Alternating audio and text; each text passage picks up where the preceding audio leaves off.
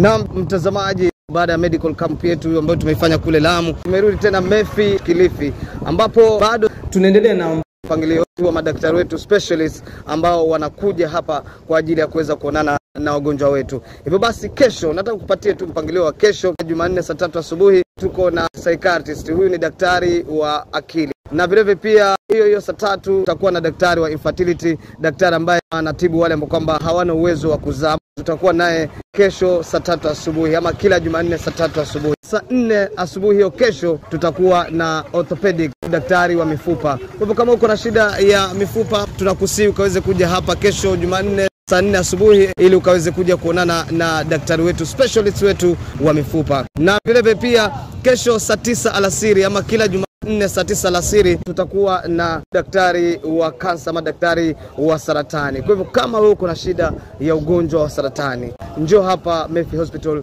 kesho Jumanne saa 9 alasiri, ama kila Jumanne saa 9 alasiri. Kwa hivyo huo ndio mpangilio wetu wa madaktari wetu ambao wanakuja kuonana na wagonjwa wetu hapa. Kwa hivyo karibuni sana.